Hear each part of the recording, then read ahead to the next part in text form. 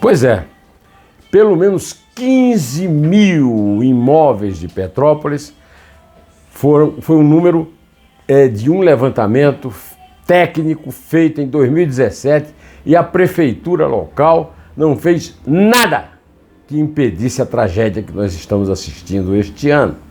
Enquanto isso, sabemos também que o governo do estado do Rio, governado por bolsonaristas, deixou de investir 60% das verbas reservadas para acudir às famílias desabrigadas em tragédia desse tipo no ano de 2021.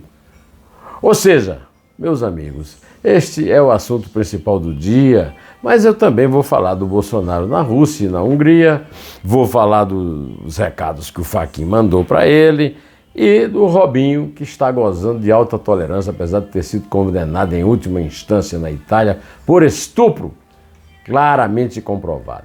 Bom, vamos nesta quinta-feira, 17 de fevereiro de 2022, começar falando, é claro, da tragédia. A tragédia é terrível. As crianças, a mãe e os 2 bebês que o UOL colocou na primeira notícia do dia, a mulher que falou com a cunhada pedindo socorro através do celular, em seguida, na própria fala, já parando de falar, né? E as descobertas fantásticas de descaso, de desleixo, que acontecem de forma repetida para que grandes massas de chuva, como foi o caso, realmente houve uma concentração pluviométrica enorme, né? Choveu em 3 horas, o que era previsto para chover no mês de fevereiro inteiro, mas isso aí é uma circunstância que tem que ser atalhada, que tem que ser resolvida por autoridades que só querem saber de botar dinheiro público no bolso, que só querem saber de empregar parentes, garantir a própria sobrevivência e não cuidam dessas pessoas que vivem em regiões de risco, né? 15 mil imóveis no levantamento que foi divulgado pelo repórter Rubem Berta, do UOL do Rio, que voltou a falar nesse assunto na edição de 17 de fevereiro, para deixar claro que não é uma circunstância acidental ou temporal, nada disso. É resultado da inércia, da inépcia e da incúria de administrações federais, estaduais e municipais, que fazem com que todos os verões nós tenhamos a repetição dessas tragédias. Crianças mortas nos braços da mãe e coisas parecidas, né? O rapaz com a prótese que não conseguiu sair do ônibus, um assunto contado pela moça que conseguiu escapar. Olha, tudo isso é muito trágico, é muito doloroso, mas o que é mais doloroso é que tudo indica que vai acontecer de novo no ano que vem, depois no ano posterior, porque ninguém toma atitude. O Bolsonaro mandou dizer lá da Rússia que sexta-feira vai para a região serrana do Rio. Vai fazer o quê? Vai anunciar o quê? Eu sempre disse aqui que é importância capital, o chefe de Estado, o líder, e consolar vítimas e parentes que perderam casas ou mesmo a vida de entes queridos, né? Mas isso não quer dizer que vá lá e não diga nada, vá lá e não apresente nenhum projeto. Quem é que está trabalhando em cima desse levantamento que o Rubem Berta se referiu em 2017, hoje, no governo federal, no governo estadual e no governo municipal lá de Petrópolis, não é isso? As vítimas já passaram da casa dos 100, das centenas, espera-se que pelo menos o dobro disso venha a ser registrado, e o governador do Rio, Cláudio Castro, o menino de recado de Flávio Bolsonaro, disse que, olha, não dá para falar ainda em número de desaparecidos. É tudo que ele tem a dizer sobre um assunto sobre o qual ele tem importância capital. Até agora não disse nada do que é que pode fazer, do que é que vai fazer para resolver esse problema nas próximas inundações, nos próximos deslizamentos, né? Bom, eu já falei aqui do Bolsonaro. O Bolsonaro virou assunto importante na Rússia. Tem um amigo muito querido da Isabel e meu, o Astia Basílio, que mora em Moscou há 3 anos, fez mestrado em literatura russa e agora está fazendo doutorado. E ele me contou que a avó da namorada dele, a Nina, que mora no interior, falou: olha, o presidente do seu país esteve aí. Ou seja, Bolsonaro é assunto de top nas emissoras de televisão de audiência, nos jornais. Então conseguiu sair daquele isolamento a que ele foi submetido no mundo pelas enormes besteiras que diz e faz. Não que ele tenha deixado de dizer besteira.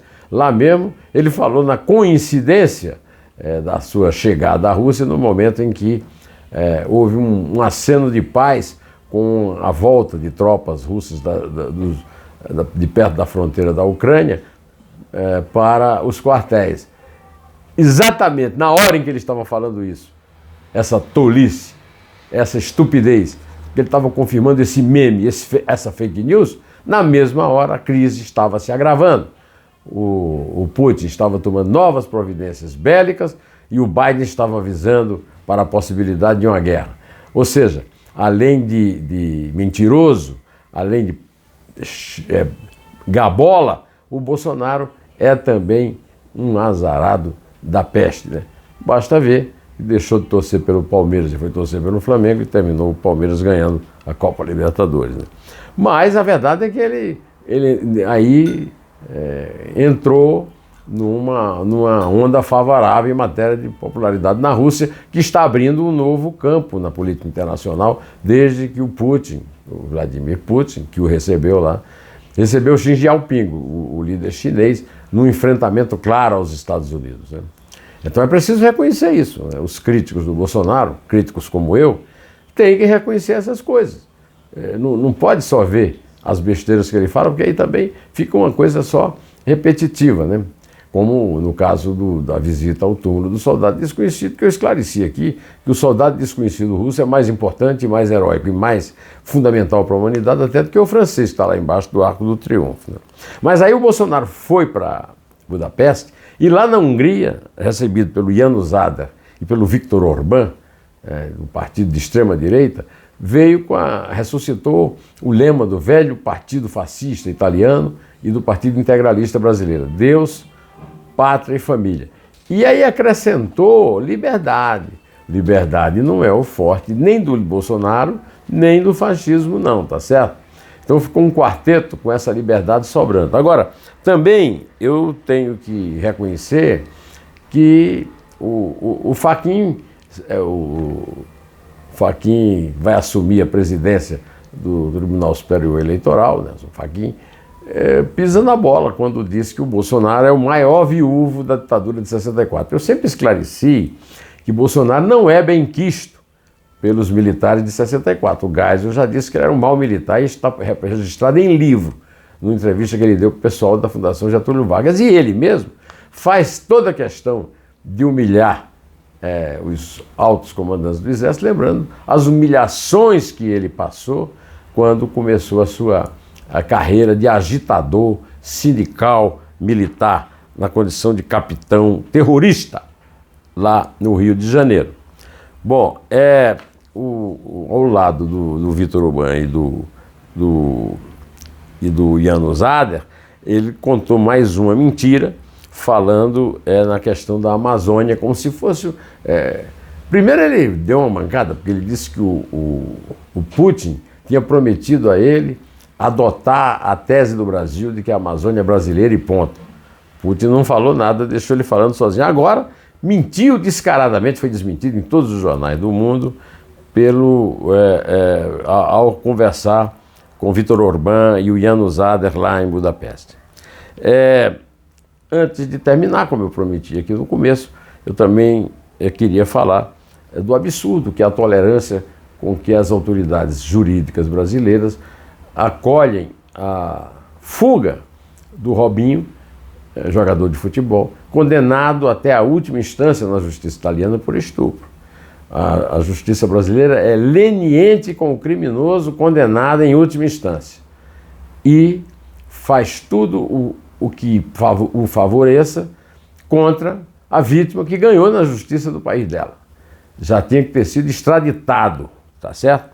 Bom, antes de terminar, eu vou também recomendar que você não perca a excelente entrevista que o Hudson Carvalho me deu a respeito da sua experiência como repórter político e como crítico gastronômico, sob o pseudônimo de Pedro Henriques.